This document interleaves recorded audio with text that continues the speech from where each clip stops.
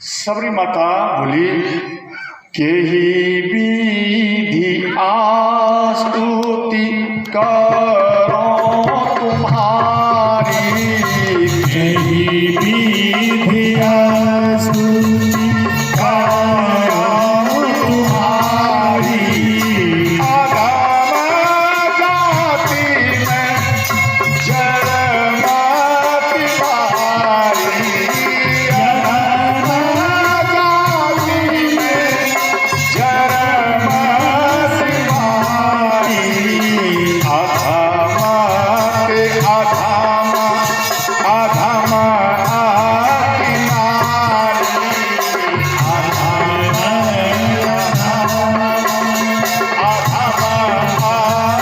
नारी,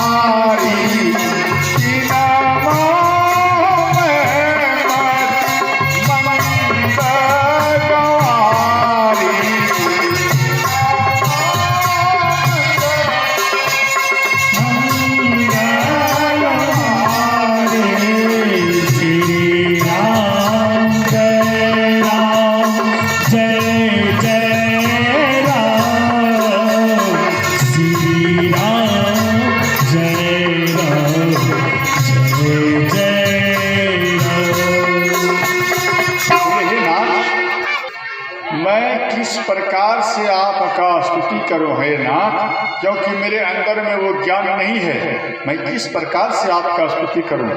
तो भगवान बोले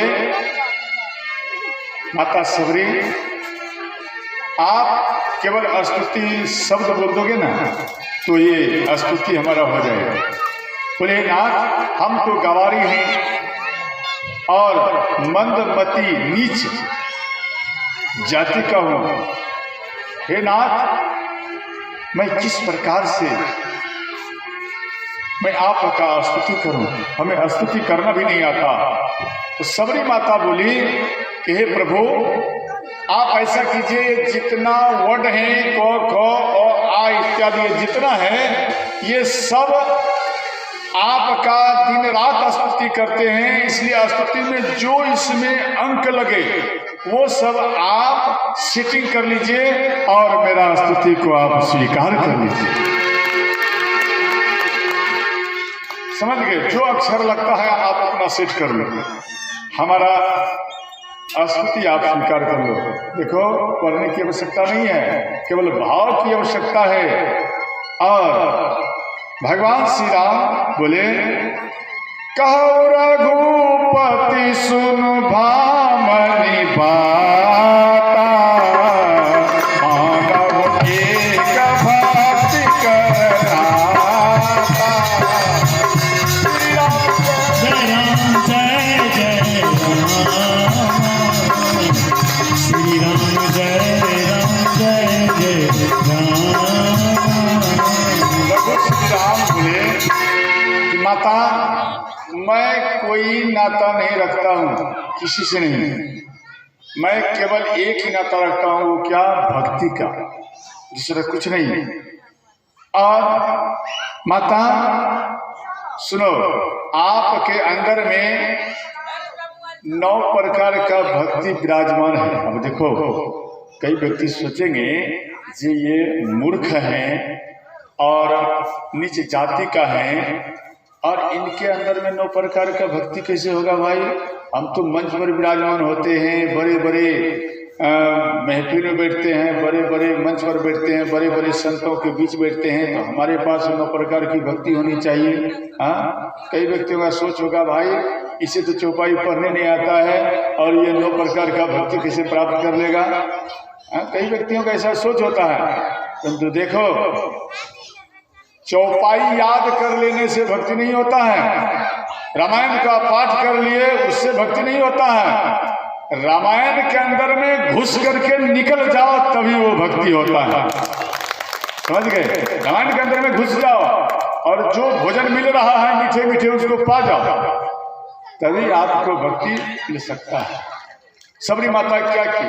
केवल कथा सुनी है, और कथा सुनने से और राम का गुणगान गाने से, और उतना ही नहीं, अपना आचरण सुधारे, आचरण, अपना कर्म ये जब आपका ठीक हो जाएगा तो आपके अंदर में भी 9 प्रकार का भक्ति प्रवेश हो जाएगा। समझ गए?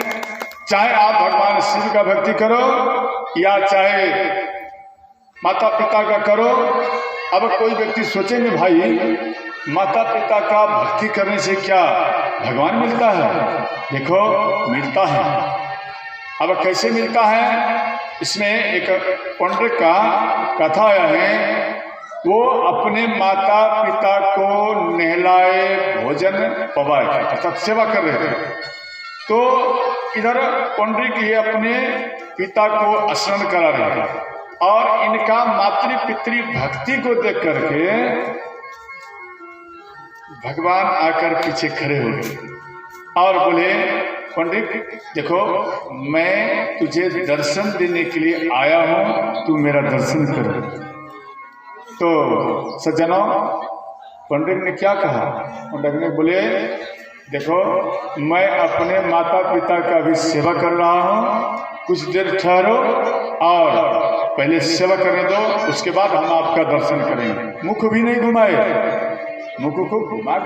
अगर कोई मानो बम्बई से आपका दर्शन करने के लिए आ जाए तो आप क्या करेंगे? माता पिता को छोड़ देंगे? हाँ ठंडा लग रहा है या नहीं लग रहा है छोड़ देंगे, पहले बम्बई वाले व्यक्ति का सेवा करेंगे ना? क्या नहीं करेंगे? भाई बम्बई से आ गए हैं अमिताभ बच्चन, चलो पहले उनका दर्शन करें, माता पिता को छोड़ो फिर हम इसे करें। तो ऐसा नहीं, पहले भगवान पंडित क्या किए? बोले ठीक है आप इंतजार करो, पहले मैं माता पिता का सेवा कर रहा हूँ, उसके बाद मैं आपकी तरफ या आपका दर्शन करूंगा। तो थोड़ा देर भगवान खड़े रहे। अब इधर भगवान को अपने माता पिता को नहवा रहे हैं, फिर खिला रहे हैं भोजन।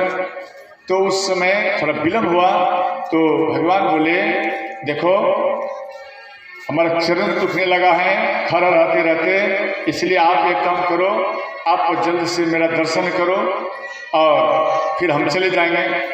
तो बोले चलो ठीक है। तो एक ईंट उठा करके, महाराष्ट्र में ईंट को बीट बोलते हैं, समझ गए? तो वो ईंट उठा करके पलट कर भी नहीं देखे, बाम हाथ से माता पिता को दाएं हाथ से खिला रहे हैं, भोजन पवा रहे हैं और इधर पंडित बाम हाथ से ईंट को रख दिए। बोले अब बैठ जाओ, मुख को भी नहीं घुमाए, माता पिता को देख रहे हैं, ईंट को उठाए और इधर रख दिए, आप बैठ जाओ इस पे। और इधर माता को देख रहे हैं, माँ खाओ, कहीं भोजन इधर उधर ना हो जाए, इसलिए माता को देख रहे हैं कि माता आप भोजन पाओ। तो माता उस पर भगवान बैठे, उस ईंट पर बैठे और भगवान को ये माता पिता को भोजन पवाए, पंखा किए, चरण दबाए, सुलाए, पंखा किए, उसके बाद चादर ढक दिए। उसके बाद भगवान का नंबर आया, तब तक भगवान उस ईंट पर बैठे हैं। भगवान का दर्शन किए, स्तुति विनती किए, भोग लगाए। अब भगवान बोल रहे हैं कि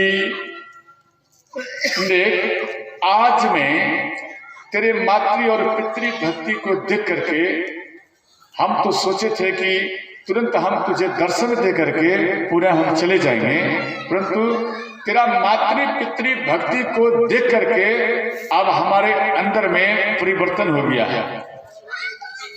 बोले क्या नाथ? बोले देखो अब हमारा इच्छा हो गया है कि सदा सदा के लिए तेरे घर में ही हम विराजेंगे, यही मेरा इच्छा है। सदा सदा के लिए। आज भी ईट को बीट बोलता है, इसलिए उनका नाम पड़ा विट्ठल भगवान। बोलते विट्ठल भगवान की जय। आज भी उनके घर में भगवान विराजमान है, समझ गए? तो कोई सोचते हैं नहीं हम ही बाबा का पूजन करेंगे तभी भगवान मिलेंगे, नहीं। या कोई सोचेंगे मैं राम का पूजा करूंगा तभी हमें भगवान मिलेंगे, ये सोच बिल्कुल गलत है। कोई सोचेंगे मैं भगवान शिव का भक्त बनूंगा, प्रिय बनूंगा तभी हमें भगवान दर्शन देंगे, ये आपका भूल है। आप माता पिता का पूजन करो, खिलाओ पिलाओ स्वागत करो तो भगवान आपको एक दिन जरूर दर्शन देंगे। बोले वृंदावन बिहारी लाल की जय। तो बोले माता देखो आपके अंदर में 9 प्रकार का भक्ति है। बोले हे नाथ हमें तो मालूम नहीं, ये आप जानो 9 प्रकार का भक्ति है या नहीं। नवदा भक्ति कहो तो ही पाही, नवदा भक्ति कहो तो ही पाही। सावधान सुन हरो मन मोहि, सावधान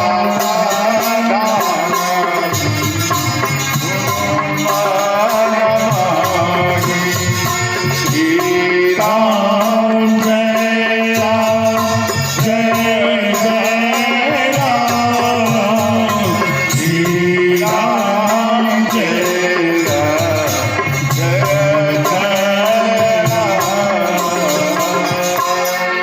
देखो बोले माता आप सावधान होकर सुनो, मैं आपको नवदा भक्ति का ज्ञान देता हूँ।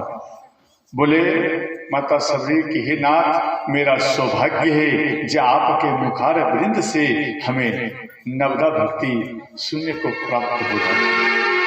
मैं भी सौभाग्य है हमारा भी।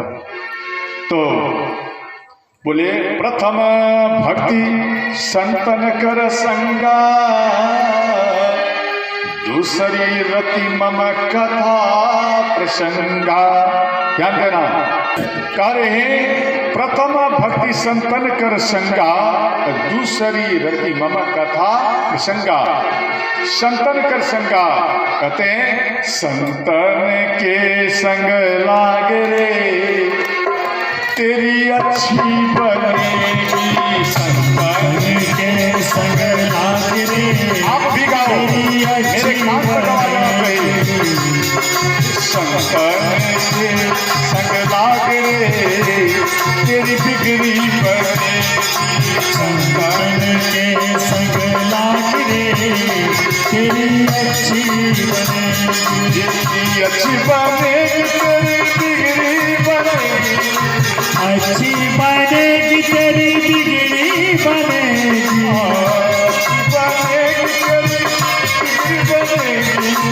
अच्छी बनेगी तेरी बिगड़ी बनेगी।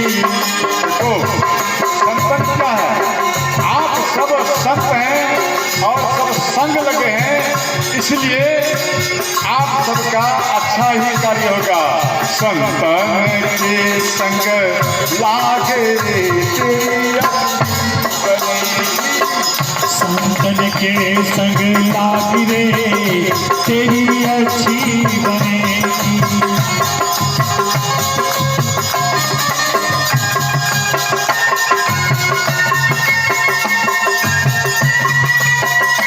हर हर महादेव।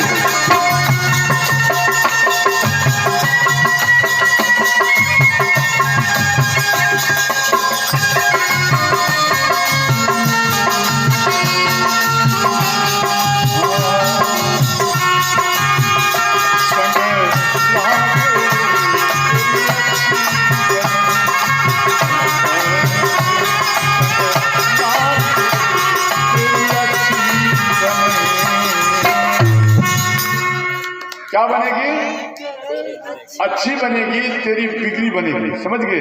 बिगड़ा हुआ काम आपका सवर जाएगा जब आप संत के संग लगेंगे। समझ गए? इसलिए संत के संग जो व्यक्ति लग जाते हैं वह है प्रथम भक्ति। अब मानो आपका पति घर में बैठा है तो वो प्रथम भक्ति नहीं हुआ, वो संत के बीच में आकर बैठ गया है तो उनका समझ लो प्रथम भक्ति है। आप सब घर द्वार छोड़कर आप यहाँ कर बैठा है, एकाग्र मन से आप भगवान श्री राम की कथा को सुन रहे हैं, समझ लो प्रथम भक्ति को आप स्वीकार कर लिए। समझ गए? प्रथम भक्ति आपके अंदर में प्रवेश हो रहा है। हर व्यक्ति कथा नहीं सुनता है, जिनके ऊपर भगवान की असीम कृपा होता है वही राम कथा में आकर बैठते हैं। समझ गए। बाकी ताश खेलेंगे, दिन भरी ताश खेलने में बिता देंगे, परंतु ताश खेलते क्रम में अगर मानो पत्नी आकर केवल बोल देगी कि देखो ताश खेल रहा है, इधर गौ माता ढिकार पार करके रो रही है, क्या आपको थोड़ा सा समझ में नहीं आता है? थोड़ा क्रोध आएगा और गौ माता के सेवा के बदले अपने पत्नी का ही सेवा शुरू हो जाता है। और वह ताश, ध्यान देना, जब ताश का क्रोध अपने पत्नी पर छोड़ता है या अपनी पत्नी के ऊपर प्रभावित करता है, क्रोध करता है, ताश का प्रभाव सज्जनों उसके जीवन में कभी शांति नहीं मिलता है, कभी नहीं। पत्नी का जो सम्मान करता है, समझ लो उनके ऊपर सदा भगवान विराजमान रहता है, उसके ऊपर भगवान उनको उनके ऊपर कृपा करते रहते हैं। काली मैया को लड्डू चढ़ाओ, 100 मन चढ़ा दो, अब पुरुष है चढ़ा दो, ठीक है। अरे अपने पत्नी का आपने स्वागत नहीं किया तो वह 1 कुंटल भी चढ़ा दो तो भी आपका विफल ही रहेगा, समझ गए। लक्ष्मी आपके घर में प्राप्त नहीं होगा, न आएगी। इसलिए सबसे पहले लक्ष्मी आ गया है, उनका स्वागत नहीं कर रहा है, डंडे से स्वागत करता है। एक व्यक्ति, सुनो, ये ठंडी का मौसम है, बोले देखो जी, हाँ गर्म पानी लाओ, नहीं तो पत्नी डर के मारे तुरंत गर्म पानी कर दे। इस प्रकार से डेली आवे, कहाँ गई, कहा गर्म पानी लाओ, नहीं तो।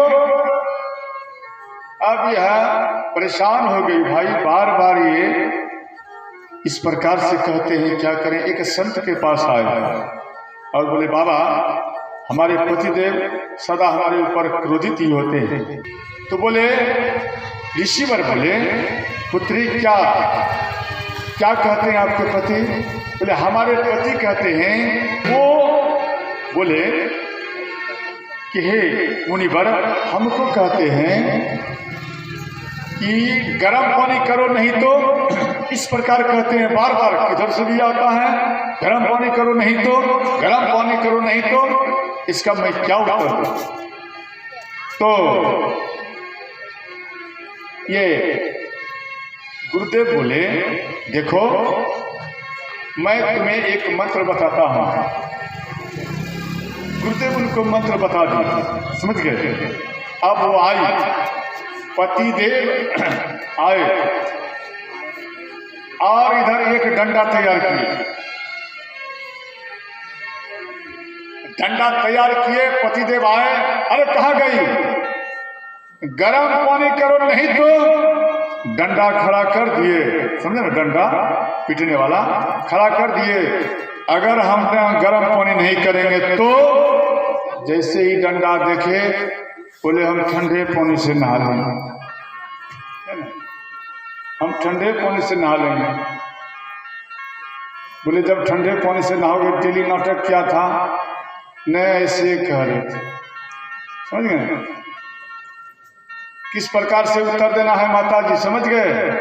अब ऐसा नहीं देना शुरू कर देना, केवल दिखा देना, समझ जाएंगे ताश का क्या असर पड़ता है। हाँ, ताश खेलना ही छूट जाएगा, दिमाग लगाओ ताश गायब करने का। तो संतन के संग लागरी तेरी अच्छी बनेगी।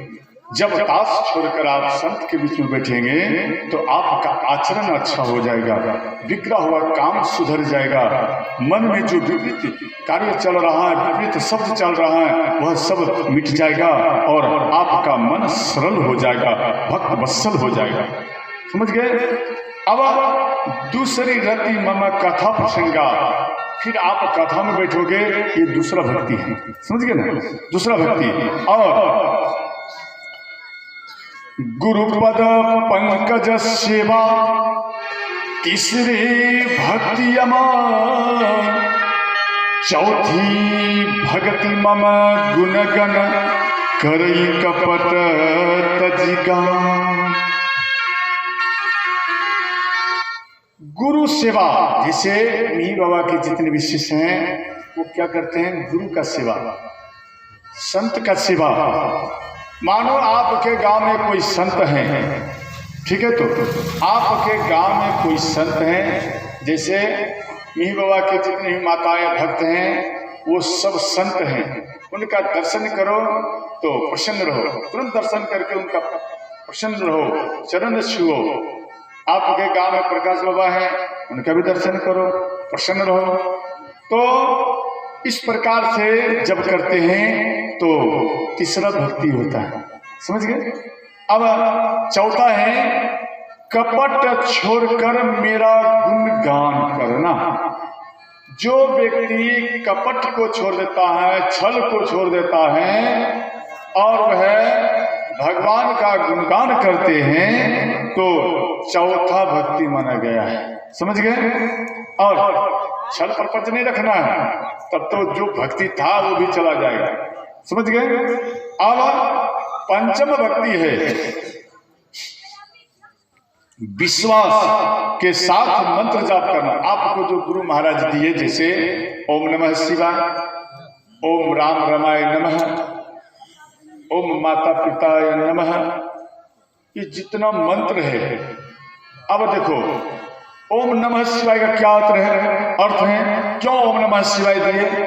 ओम नमः शिवाय देने का मूल कारण है आपको शिव पुराण पढ़ने में 6 महीना लगेंगे, ठीक है, तो थोड़ा पढ़ेंगे तो 6 महीना, नहीं तो 24 घंटा या 48 घंटा ये तो लगेगा ना। जब आप पढ़ना प्रारंभ करेंगे तो 2 दिन 3 दिन लगेंगे। और उन सब का निचोड़ एक मूल मंत्र कहा जाता है, जो कि आप एक बार केवल बोल देंगे फुल्ली नाम ओम नमः शिवाय, तो समझ लो आपका शिव पुराण पढ़ा हुआ हो गया, समझ गए। समझ लो कि ये आप शिव पुराण पढ़ लिए। ओम राम रामाय नमः, ये जो हुआ आप रामायण को पढ़ो। अगर आपके पास समय नहीं है तो 108 बार इस मंत्र को जाप कर लो, तो समझ लो आपका बेड़ा पार हो गया। रामायण का भी आप पाठ कर लिए, समझ लिए। ये इसका नियम है, ये मूल मंत्र इसको कहा जाता है, समझ गए। अब ये पंचम भक्ति होगा। पंचम, जब आप मंत्र विश्वास के साथ जाप करेंगे। अब आप कहेंगे भाई हमको विश्वास नहीं है, तो पाठ करोगे, बोलोगे इस पर भी क्या विश्वास, क्या है नहीं है। देखो भगवान रामायण के अर्थ से, रामायण के जो चौपाई है उनके जो अर्थ हैं, उसी से भगवान आपके सम्मुख प्रकट हो जाएंगे। तो वृंदावन से नहीं आएंगे, ना अयोध्या से आएंगे, रामायण के अर्थ से ही भगवान प्रकट होंगे, समझ गए। अब छठम भक्ति है अपने इंद्र को वश में करना, समझ गए। इंद्र को वश में कर लेना, ऐसा नहीं दूसरे को विपरीत शब्दों से देखो, ऐसा नहीं। एकदम मन को एकत्रित करो, वश में कर लो। तो और सज्जनों में प्रीति रखो। समाज में एक दूसरे के प्रति कूट काटते हैं, ऐसा नहीं। जो कूट काटते हैं, जो हंसी उड़ाते हैं, उनके अंदर में जो पाप है, नहीं पुण्य है। जो कूट काटता है, चाहे वो संत ही क्यों ना हो, एक दूसरे का कूट काटने वाले, या सामान्य व्यक्ति क्यों ना हो, या कोई किसी का भक्त ही क्यों ना हो, अगर वह एक दूसरे का कूट काटता है, धर्म का भी या व्यक्तित्व का भी, तो उनके अंदर में जो पाप है, पुण्य है, ध्यान देना, उनके अंदर में जो पुण्य है कूट काटने वाले का, उनका सारा पुण्य जिनका ये शिकायत कर रहा है, हंस रहा है जिनके ऊपर, वह पुण्य इनके पास आ जाता है, इनके पास कई प्रकार का पुण्य भर जाता है, समझ गए। इनका पुण्य बढ़ जाता है। इसलिए हंसी मत करो, हंसी उड़ाओगे आपका पुण्य नष्ट हो जाएगा। प्रसन्न रहो, नहीं भाई ये बहुत अच्छा है, इनको देख करके हमें प्रसन्न होता है। तो मन में जो ये भाव रखता है, तो सज्जनों उनका छठम भक्ति है, समझ गए। अब 7वां भक्ति दिया गया है, सातवां समम वही मय जगत मोटे संत अधिक कर लेखी। 7वां भक्ति दिया गया है, देखो जैसे काली माता है, काली माता है तो काली माता के मंदिर जब आप जाएंगे तो काली माता के मंदिर में आप देखना तो केवल पत्थर का मूर्ति दिखाई देता है ना, केवल पत्थर का मूर्ति। तो अपने आप में आप कमी महसूस किए, क्या कमी है? देखो, इसलिए कमी आपका महसूस आप स्वयं नहीं समझ पाते हो, क्योंकि हर जीव में भगवान को देखना, हर जीव में, एक दूसरे मनुष्य के अंदर में नहीं, पूरा शरीर में भगवान को देखो। जब आप भगवान को देखेंगे सज्जनों, तो हर जीव में भगवान को देखना।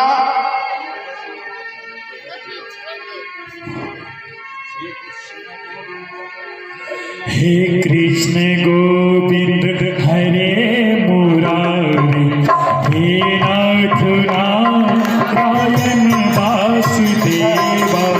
हे कृष्ण गोविंद हरे मुरारी, हे नाथ नारायण वासुदेवा। हे नाथ नारायण वासुदेवा, हे नाथ नारायण वासुदेवा, हे नाथ नारायण वासुदेवा, हे नाथ नारायण वासुदेवा। हे कृष्ण गोविंद हरे मुरारी, हे नाथ नारायण वासुदेवा। श्री कृष्ण गोविंद हरे मुरारी, हे नाथ नारायण वासुदेवा।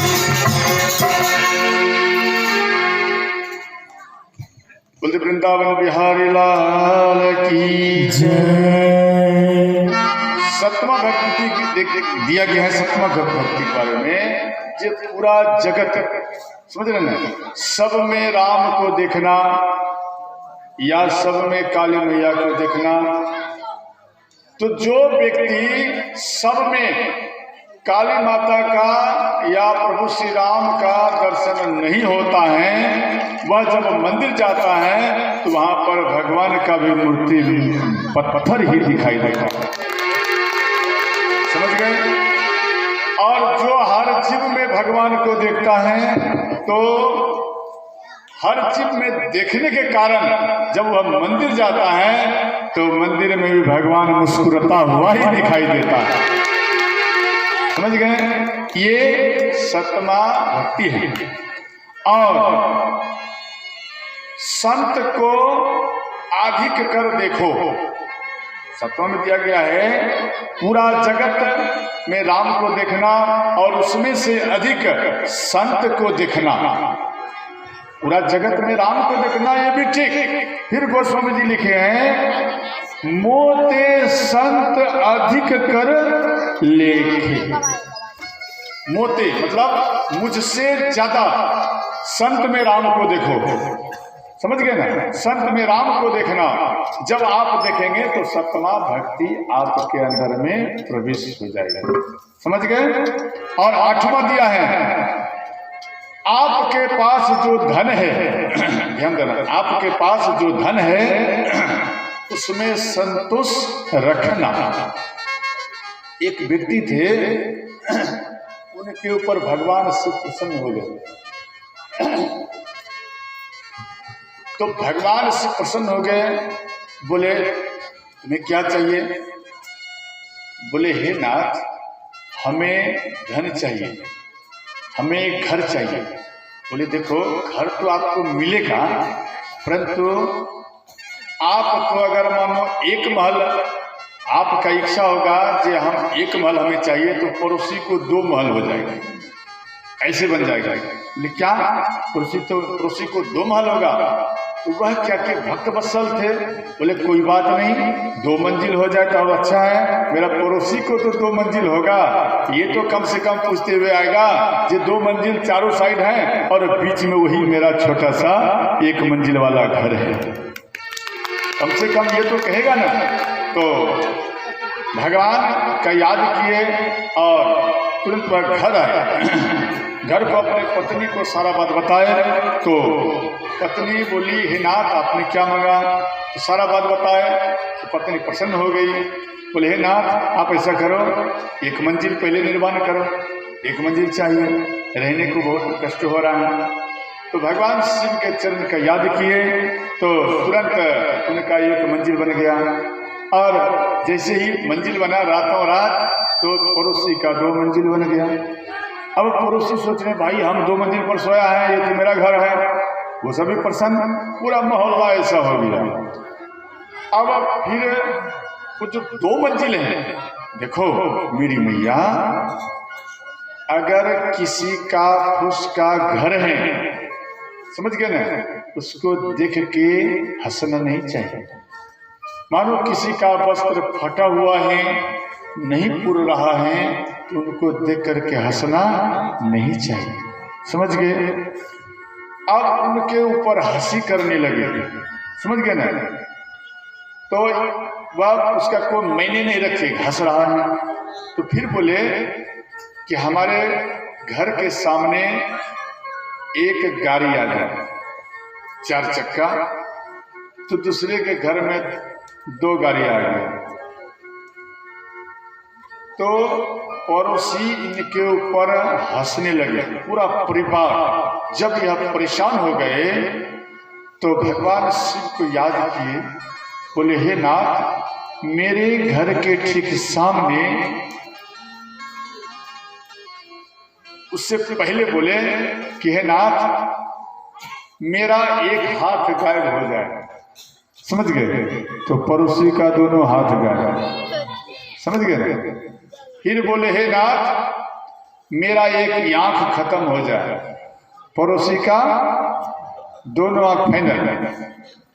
फिर बोले, हे नाथ मेरे घर के ठीक आगे में एक कुआं हो जाए, ठीक है, मेरे घर के ठीक आगे में एक कुआं हो जाए, पड़ोसी के घर के आगे में 2 कुआं। अब वो ना दिखाई दे रहा है और ना उनके पास हाथ है जो कुछ कर सके, वो सब दबादब उस कुएं में गिर रहा है, गड्ढे में गिर रहा है। अब बोलो, गरीब व्यक्ति को चिढ़ाने का परिणाम कैसा हुआ? मानो किसी को 2 मंजिल का मकान है, ध्यान देना, 2 मंजिल का मकान है किसी के पास, उस गांव में अगर एक भी झोपड़ी वाला है, आप बंबई चले जाइए, बंबई कितना बड़ा शहर है, फिर भी आप ढूंढना एक ना एक झोपड़ी वाला घर अवश्य आपको मिलेगा। और वही झोपड़ी वाले जो घर हैं, उन्हीं का कृपा है जो पूरे बंबई में कई मंजिल लंबा चौड़ा उनको मकान मिला, उन्हीं का कृपा है। इसलिए हंसना नहीं चाहिए। इसलिए ये 8वां भक्ति कहा गया है, 8वां जथा लाभ संतोष। अपने पास जो धन है उसी पर संतोष रखो, दूसरे के धन के पीछे मत दौड़ो। जो उनको देखो एक मोटरसाइकिल हो गया है, अब हम भी खरीदेंगे, ये आपका गलती है, ऐसा सोच रखना नहीं चाहिए, समझ गए। मोटे संत फिर बोले, सपने हो नहीं देखे पर दोषा, स्वप्न में भी दूसरे का दोष नहीं देखो, अपना दोष देखो। फिर बोले, अपना दोष देखो, दूसरे का दोष नहीं, स्वप्न में भी नहीं। वो क्या कर रहा है वो अपने लिए कर रहा है, परंतु अपना दोष देखो, हम क्या कर रहे हैं, समझ गए। और 9वां भक्ति बोल रहे हैं, गोस्वामी जी लिखे हैं, नवम सरल सब